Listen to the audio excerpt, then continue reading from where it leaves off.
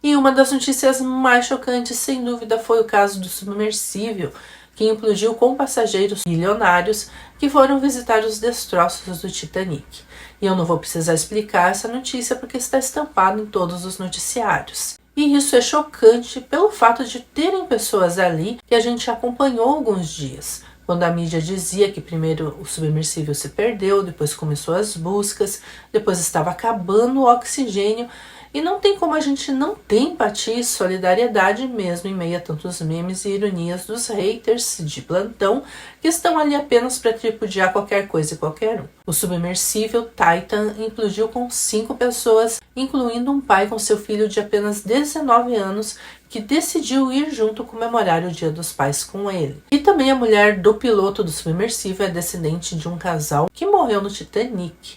Mas o que isso tem a ver com a Bíblia e o que nós podemos tirar de lição de uma tragédia tão noticiada e anunciada? Porque quem faz esse tipo de aventura assina um termo sabendo os riscos e que provavelmente algo assim aconteceria algum dia.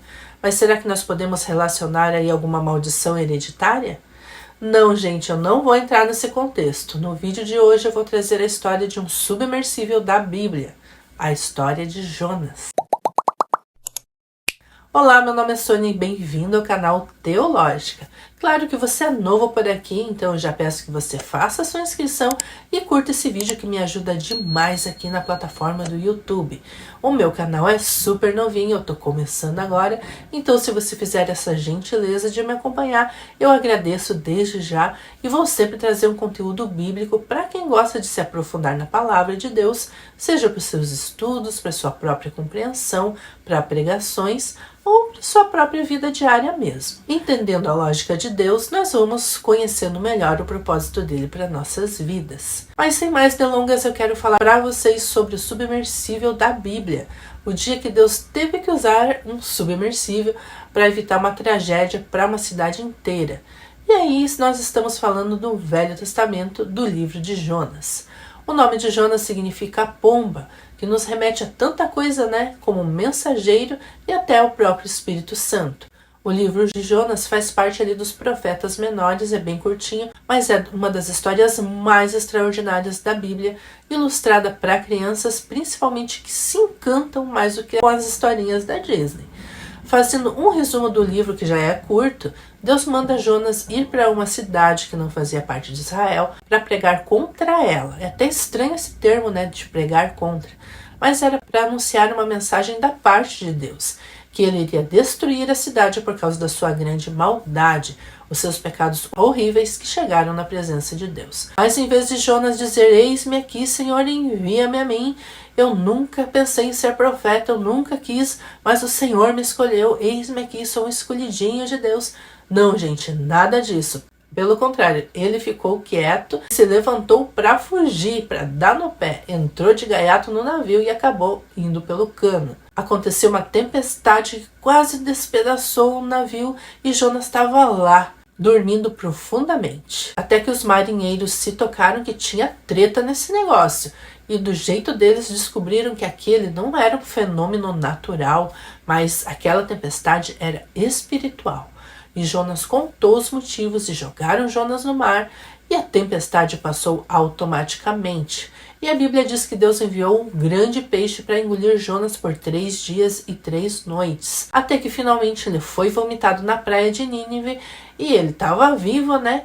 E ele anunciou a palavra do Senhor, pregando para a cidade sobre a sua sentença. E até que essa notícia chegou ao rei de Nínive, e houve ali o maior avivamento do Velho Testamento, e a cidade inteira e até os animais entraram em jejum se arrependendo, e Deus não fez o mal que havia sido anunciado. Poderia terminar por aí, né? E todos viveram felizes para sempre, e o profeta estava satisfeito dando glórias a Deus. Mas não. A Bíblia conta que o profeta não ficou nada contente e teve uma DR com Deus. E Deus deu uma lição para Jonas. Jonas estava meio aqui acampado num lugar para ver o que ia acontecer lá naquela cidade. E Deus, para confortar Jonas, fez crescer uma planta que fazia sombra sobre ele. E o profeta ficou se achando ali, tipo na sombra e água fresca, depois de tanta tribulação. Mas no outro dia veio um verme e feriu a planta e ela secou. E estava muito quente e Jonas estava quase morrendo e ele ficou com muita raiva da sombra ter sumido. Deus vem para ele e pergunta por que ele estava tão bravo, só por causa da planta? E ele disse que sim, até o dia dele morrer ele estava com a razão. E a lição que Deus deu a Jonas foi que inversão de valores. Jonas no seu coração se compadeceu daquela planta que um dia apareceu e no outro dia sumiu. E ele acabou se apegando tanto, mas ele não teve misericórdia das 120 mil pessoas que não sabiam discernir a mão direita da mão esquerda dos muitos animais que tinham ali. Jonas veio com aquele papo que prefiro planta do que gente. Deus promoveu uma campanha evangelística fora dos muros de Israel, trazendo um grande avivamento maior do Velho Testamento. Usando um submersível, não era controlado por um controle de videogame, mas sim a sua própria mão. E o profeta anunciava contra gosto. Quando Jonas clamou dentro do peixe, ele fez uma oração que cumpriria os seus votos e assim Deus o livrou do profundo do coração dos mares. A Bíblia diz em Eclesiastes: o que foi voltará a ser e o que aconteceu ocorrerá de novo. Por isso parece que vemos histórias se repetindo ao longo dos séculos. O que fica de lição para a gente nesses dias é a lição de Jonas. Nós não devemos nos ocupar de dar valor às coisas passageiras. Jonas gostou da sombra daquela planta, era confortável para ele, enquanto ele estava ali descansando. Mas no momento que o seu conforto extra foi tirado, ele ficou irado. Ele não se importava com vidas que não eram da sua etnia, da sua família, da sua igreja, da sua célula, do seu país. Como profeta, ele poderia muito bem ser acolhido até pelo rei do palácio, mas ele preferiu sair da cidade e ali Deus ensinou uma lição para ele.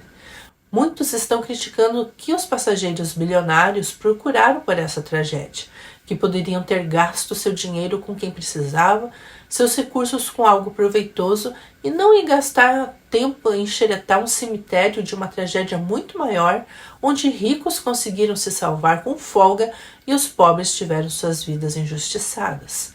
Mas quantas vezes nós mesmos queremos tomar o controle de nossas vidas e jogar como se fosse um videogame, como se nós tivéssemos mais vidas fora essa, e assim nós poderíamos passar mais fases, ganhar tesouros, ultrapassar os outros a qualquer custo. Quantas vezes as pessoas assinam termos de seu próprio risco que assumem levar a sua vida do jeito que ela quiser, só para se afundar junto com outras pessoas num caminho perigoso para acabar vendo destroços e depois virando destroços.